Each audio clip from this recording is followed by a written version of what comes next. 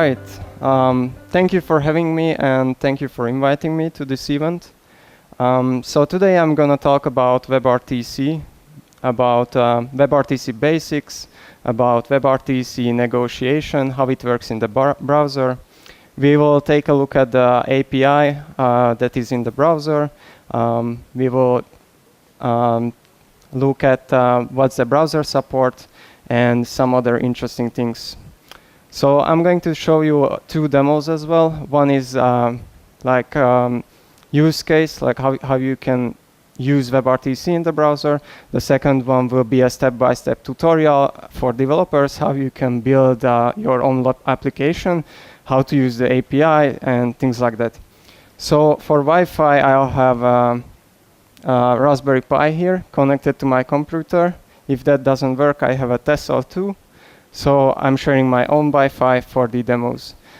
I will ask later somebody to help me with the first one. So the slides are going to be available on the website that you can see on the screen. All my previous slides have been shared already. So let's get right into it.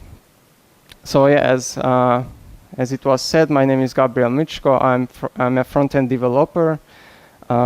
I like attending conferences just like you, so it's great to be here.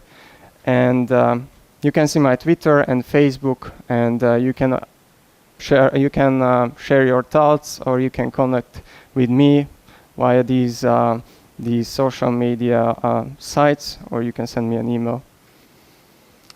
Okay, I have been volunteering for Mozilla for over 5 years. I do not work for Mozilla like officially, but I'm a volunteer, and I do contribute with code. I do applications for events such as like this. I do demonstrate WebVR for people. I think I did 2,500 demos with people, so I showed it to quite a lot of people how WebVR works. I attended this program called Mozilla Tech Speakers, which is a program developed by Mozilla for people like me who are interested in web development and maybe a design. So this program was a 6-week-long program which I attended, and it's for growing your skills, growing your speaking skills. They will give you materials that you could use. They will connect you with people. And I'm saying this because this year we are probably going to open another phase of Mozilla Tech Speakers. We are currently about 70 people, but we want to grow. So feel free to talk to me about this, how you could be part of this program. Okay, I work for Dockler SSC. This is my day-to-day job. I live in Budapest, Hungary. Dockler SSC's most popular project is LiveJasmine, which you might have heard of already, or which you might have visited.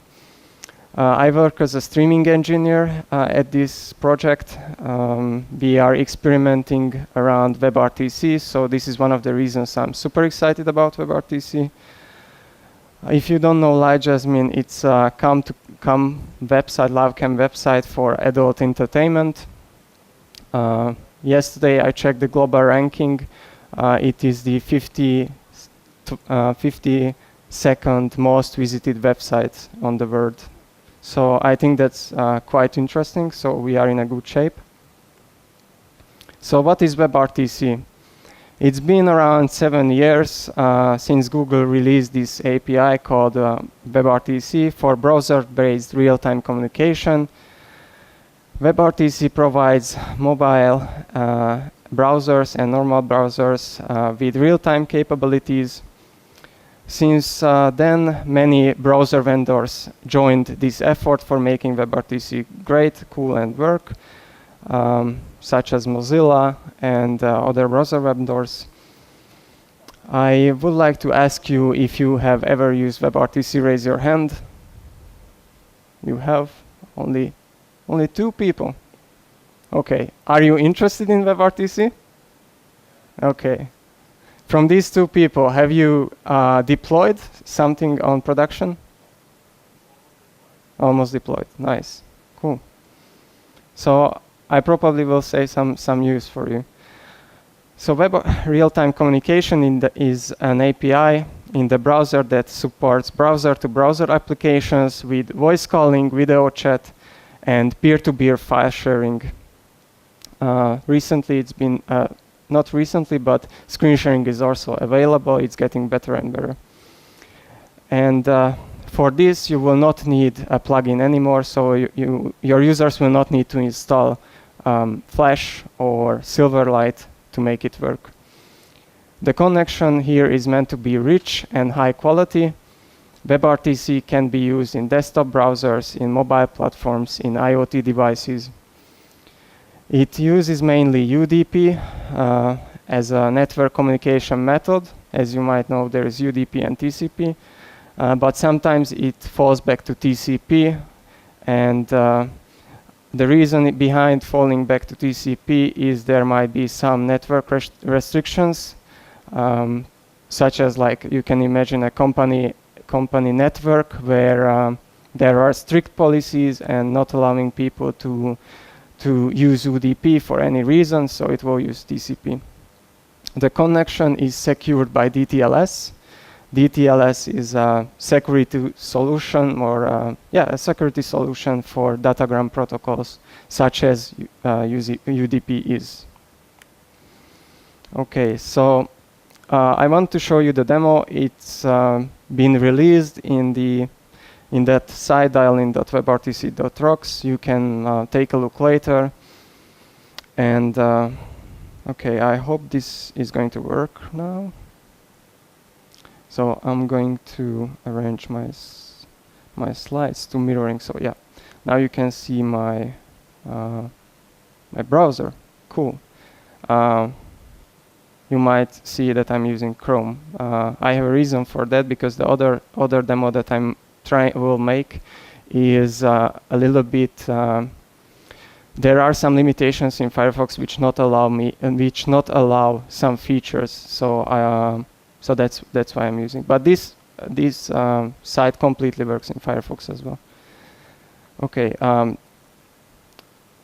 So as you can see, there is an input text area here where I can specify my number. So let's say my virtual number is 123, and I'm going to log into the server. It means now I'm connected to the server, and I want to call somebody, right? So I would like to ask somebody to help me with the demo. I'm having an iPhone 7. Here is setup. I'm using Safari, and what you have to do is the same. Specify one number, like 1234, and then you can call me. You would like to help? Thanks. Here you go. On your phone, Yeah, on my phone, because it's set up on the Wi-Fi that I'm using. Here is the input area. You should specify your number, like 1234, let's say. Okay, and now save it. It says that you've been logged in. Cool. Now call me. My number is 123. Okay, and press call. You can see an alert window that I made that's saying that I have an incoming call. Cool. So I'm going to accept that, and you would have to accept as well. And when you click this button here, which starts the video, you might see myself here. But I can't see myself. Okay. Yeah, because if you exit here, It's very remote. 1 second. Oh, wait a second. Here you start the broadcast. You cannot watch at the same time, but actually it works. Cool, thank you so much. And I have special stickers for you. Here you go, Mozilla stickers, Firefox stickers. Thank you. Alrighty. Okay, so this was the first demo that I wanted to show you. By the way, if you want stickers as well, feel free to ask questions after the talk or after in the speakers corner, so we can chat about anything related to Firefox or WebRTC. All right, let me go back to my slides here. All right. Okay. So how many of you feel like this? None of you, okay. But if you think about that, we haven't had this feature 10 years ago, right? And now we have it. So we can build like powerful applications just by using the web. And it's very simple. By the way, I built that application in 4 days, but after investigating WebRTC for 6 months. So that's kind of a trade-off. Okay, so before I show you how you can build it, I want to explain the few things that you need to understand before you start building an app. So there are 2 people here waiting, and they wanted to connect to each other. So as in my previous demo, one of the emojis was me, and we are trying to connect, right? So I think we might need some magic here, but actually not. It turns out we only need a signaling server. So I will talk about the signaling server a little bit later. But you can implement your WebSocket server with, the signaling server with WebSockets. You can use Ajax. You can use floppy disk if you want, and you will give it to your friend or CD or anything like that. So the peers have to log into the signaling server, and that's how they're gonna exchange some data, and that's how they reach each other. So the signaling server is used for negotiation. There are necessary informations being generated by RTC peer connection API that have to be changed between 2 peers for a successful connection. So I'm going to talk about the RTC peer connection. Next slide. What is stun server? So stun server is a service for detecting your public IP. And so you might have already tried this, but going to whatismyip.org will give you the same result, but it's a standard. So the stun server is a standard. In a standard way, you can get your public IP address. And what's a turn server? So as I said, I hope we are not going to die here. Okay. So the stun server is for cases when it falls back to UDP. Would you like to? Okay. Okay, cool. So let me continue. So when 2 peers are not able to connect to each other, the connection cannot be established. In this case, a turn server will be used. So turn server acts like a server, like let's say YouTube. So you download the stream from the turn server, and the other client pushes the stream to the turn server. Okay, for audio and video calls, you need to use two built-in APIs. One is given by Navigator, and the second one is RTC peer connection. RTC peer connection will do the magic for you. It creates and manages session description. It basically sets up audio and video calls. It gathers ICE candidates. It creates an offer. It creates an answer. Enumerate devices will give you a list of available input devices. So if you have connected like 2 cameras, 2 microphones, it will give you a beautiful list about devices that you can use during the communication. Get user media. After calling get user media, a small window will pop up in the browser that will ask the user to give permission to use the device that you have already gathered with enumerated devices. And get user media allows the browser to access the hardware and gets the stream from the camera. Okay, what's a session description protocol? Session description dates back to 90s. Many real-time communication platforms have been using it. It's a string-based business card of your computer. So you can imagine it like having a business card where you specify, or where the computer specify your details about the computer. And you will need to give this business card to the other peer, and the other peer have to give this business card back to you.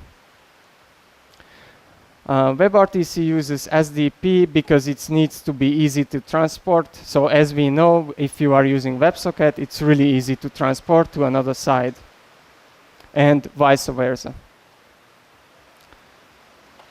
Okay.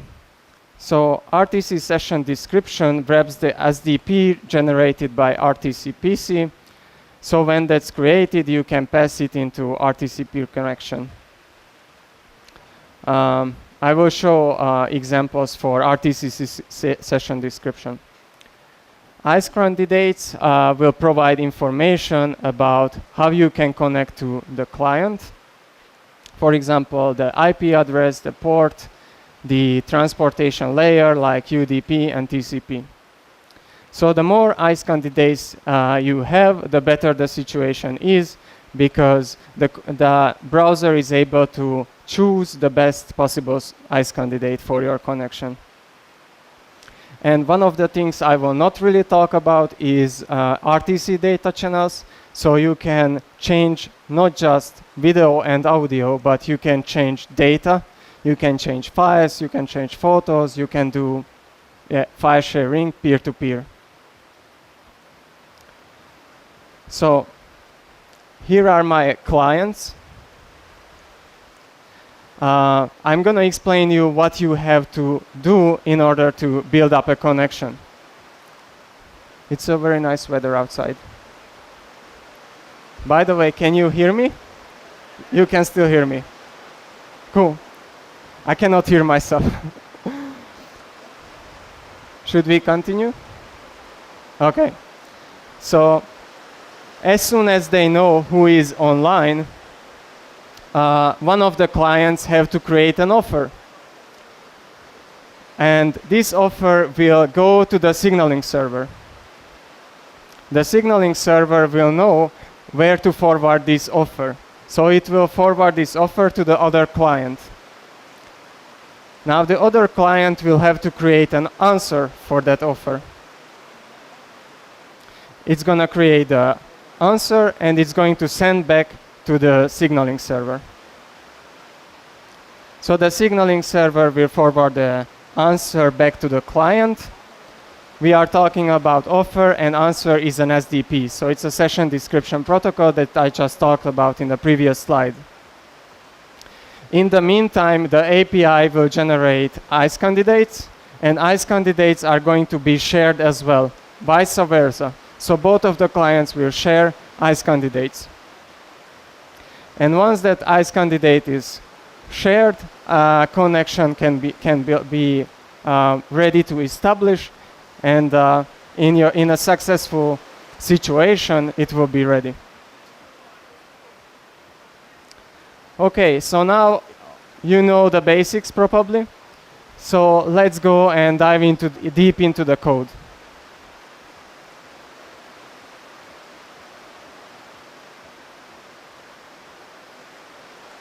All right.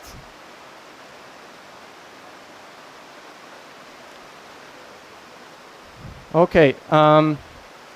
This website is available under webrtc.rocks, and you can go to, so the homepage looks like this. You say that you want to jump into the lessons, and you want to be a hero, and so you get this step-by-step tutorial that you can go over. So, so what we are trying to achieve in this demo is to get my media and send the media over to the other client. But all of this mechanism will only be in one tab. So I'm trying to send this video here with WebRTC. I'm not going to get video from the other side, but only going to send. So you might see that the text here is with different color. So there is a white color, there is a green color, there is a blue color. The white means that this JavaScript call has to be called in both sides. So both clients have to call the same function.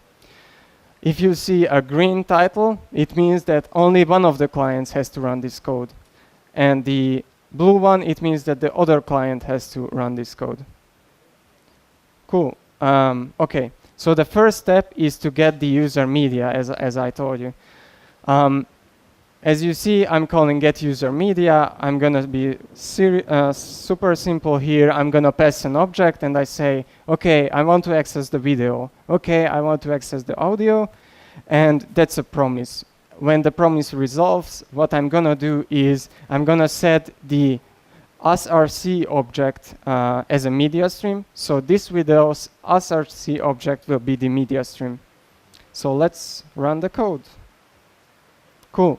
Now I can see myself. This is my local video. Nothing magic, not yet happened. The next step is to create a peer connection. So what I have to do here is specify some iServers. The iServers are stun and turn, okay, that I explained already. Here is my stun server that will say my public IP address, okay. I'm using Google service here. Then I'm gonna create a new RTC peer connection. I'm going to set up some listeners. If I have a nice candidate, I will gather the ICE candidates here on the left side in this text area. And when the connection is initiated, I will get the track. The tracks are media stream tracks, so they refer to audio and video. And what I'm doing is just doing the same as in the first step, but in the other video element. So let's do it. Cool. Now I have to attach the media stream to the peer connection that I just created. So I'm going to attach this media to the peer connection. Okay, I'm gonna do that. That's great. Now the first step, as you previously seen, is to create an offer. So let's create an offer. I'm gonna set it as a local description, and then I copy and paste I will just copy first the SDP offer, because I'm gonna be the signaling server in this case, in this demo. So I copied it and I will send the SDP offer. As I told you, there are many ways to create a signaling server, but I'm gonna be the signaling server. So now I'm going to the other side. Now I'm on the other client, and this other client has to receive the offer that I've created. So I'm gonna paste the offer. Cool. So the set remote description will set the SDP that I just added on the peer connection. Okay, and I mentioned that I'm using Chrome. It's because the Firefox would time out if the things are not happening faster. So I would not be able to show you the result. Okay, so I have to send ICE candidates. Now here are all my ICE candidates that I generated. This is an array of ICE candidates. I'm gonna copy them and go back and say that receive ICE candidates. Now the ICE candidates have been set by using PC add ICE candidate. Now I have to create an answer. Okay, answer is created. Set the answer as a local description on the other side. And now I have to send back. As I said, there are various solutions. I'm gonna do that by myself. So I'm back again on the first client. The first client will have to take the string and create a RTC session description and set it as a remote description. So if everything worked great, the RTC peer connection is created. So it's cool. There's a last step how you close the connection. You can say stream.close, and that's gonna close, and pc.close as well. So now the video is frozen. Cool. Okay, let's go now back to the keynote. And now first going back to mirror my display. All right, next slide. Okay, another poll. How many of you feel like Obama? Great. Don't be shy. Okay. So you might think that is a little bit difficult, and I agree with you, but there are many good examples, so you can take a look at those examples, you can look at my examples, you can look at this site, and you can dive deep into learning. There are some cool WebRTC features that I want to talk to you about. For example, Canvas, you can take Canvas and use it as a stream and use it as a media stream. So let's say you want to get the access for the camera, you put the camera stream into a canvas and you draw into a canvas and you take the canvas as an element and pass it to RTC peer connection, and you can use that mixed canvas and send it to the other client. There is the screen sharing that I also talked about a little bit. So you can do screen sharing with WebRTC, you can share your screen. There is simulcast support, ICE restart, so whenever you are on mobile, you might need to restart an ICE the ICE candidates have to be regenerated because, for example, you are traveling from point A to B.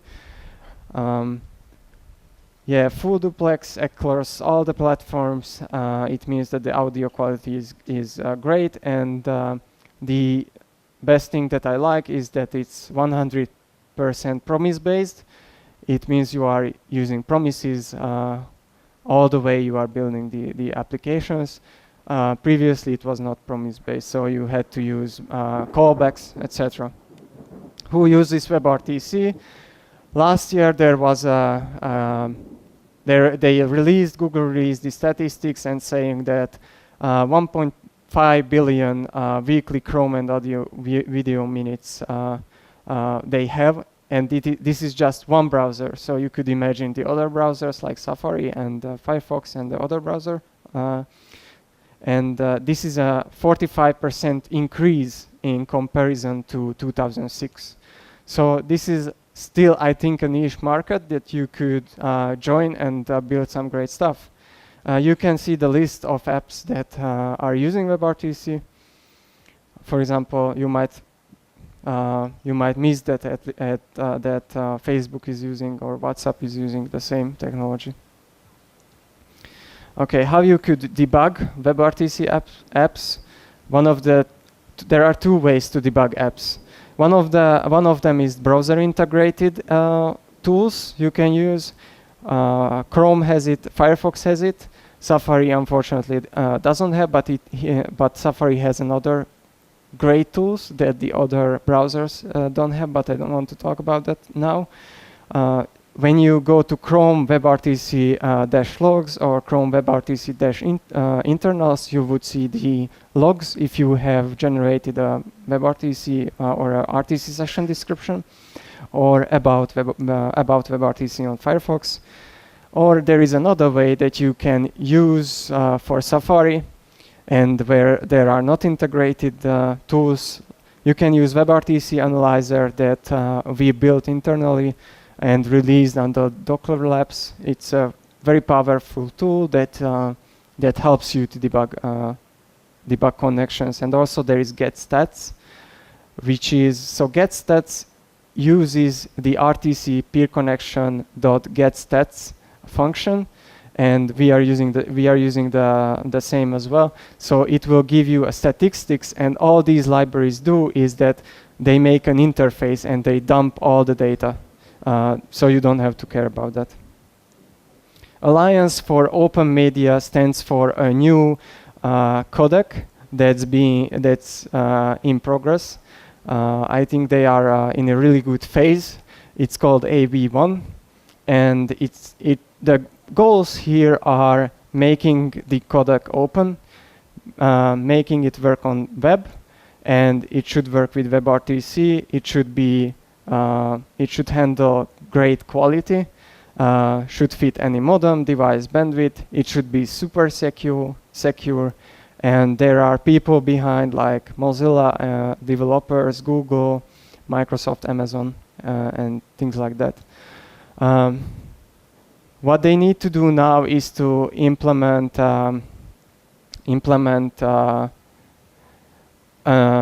interface like MP4.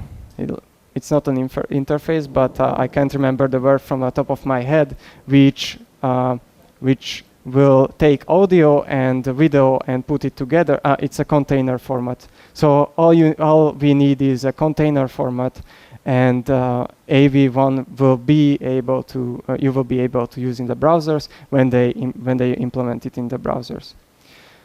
Browser support is really good, as you see. Every browser supports now WebRTC. Safari doesn't support codec VP9 or VP8. It has a H.264 support, and all the major browsers now have it. So on iOS, you can use Safari. You cannot use Firefox, and you cannot use Chrome on Safari because they didn't add it to the WebKit. But every other mobile browser should be supporting this. What's WebRTC adapter? There are few implementation differences between browsers that can cause headache for you. So to avoid these issues, you can add WebRTC adapter to your project, and you can have every difference being polyfilled for you. And you can please make sure to keep an eye on the updates, so you update your WebRTC adapter so it won't break your or the user experience.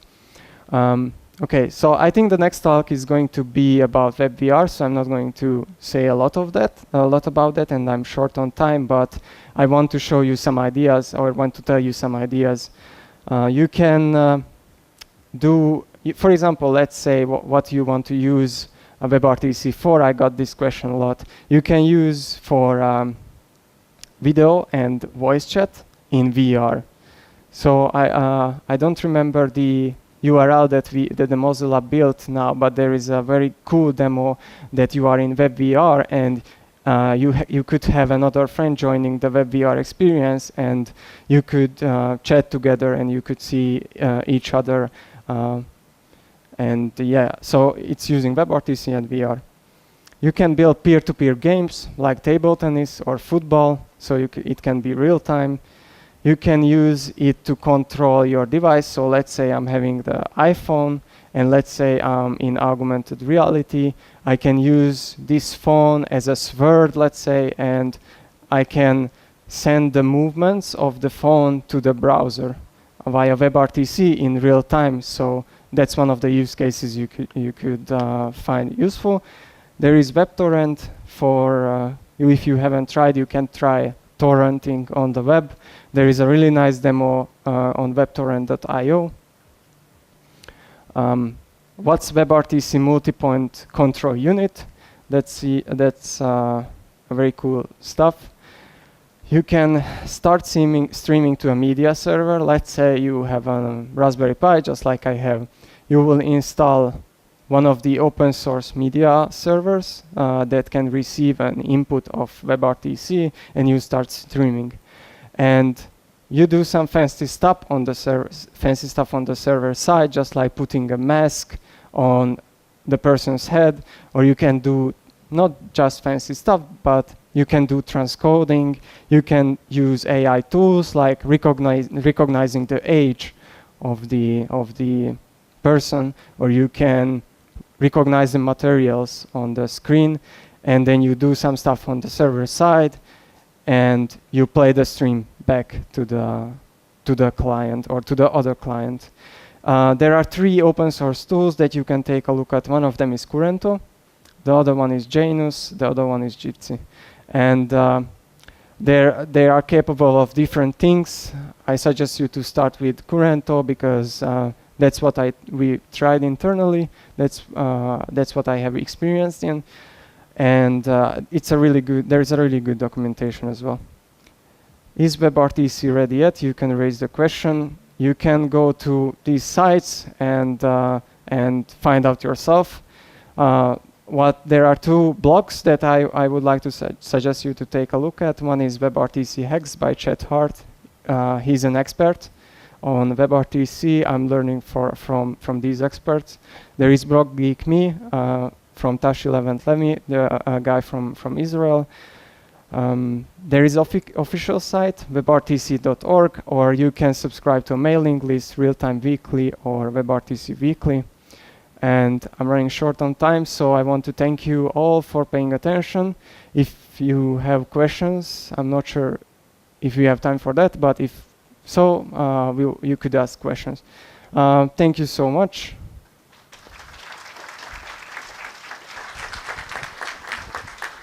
Thank you, Gabriel. And do you have some questions? Please raise your hand. Cool.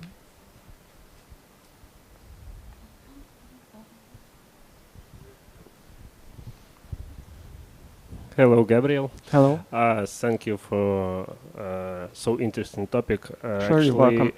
Actually, could you describe behavior if my internet connection is too slow? Yeah. Will it reduce some video quality or? Yeah. Okay. In normal case, what you can do is, it will reduce by default. But what you can do is add the get stats or add or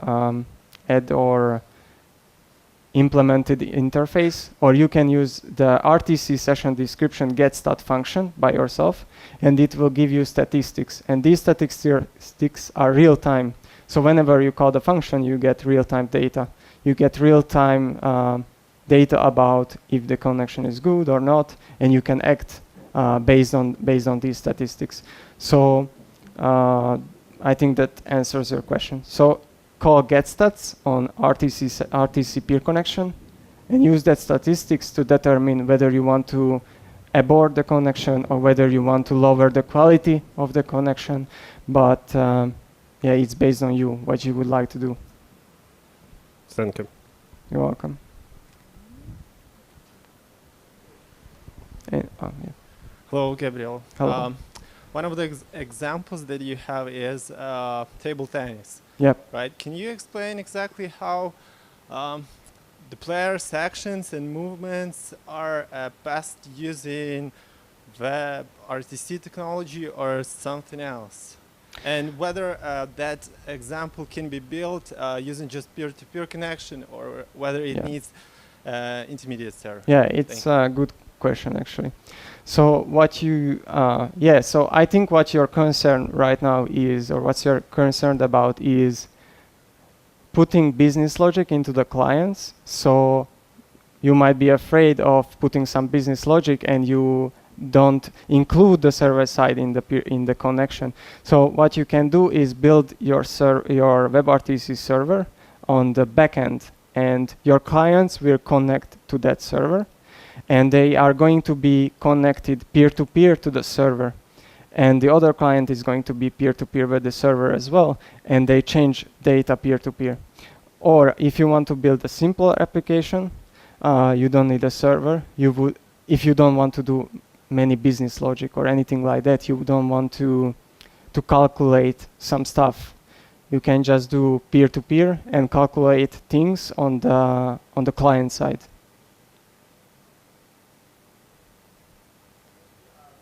Yeah, sure, go. But again, so WebRTC is only for content, or you can also send any data, controlling data that you want? Yeah, sure. Oh, so, you can send, you might didn't hear because of the rain, but you can send data. You can send files, you can you can send JSON, whatever, string, anything. No other services and APIs? No other services needed. Cool. Yeah.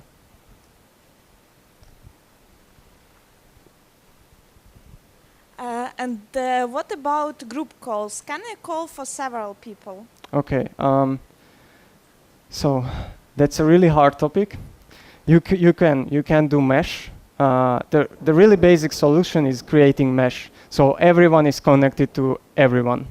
That's like a not really optimal solution, but you can build that, and you can achieve like 6-8 people in the same browser connected to each other. So everyone is connected to everyone.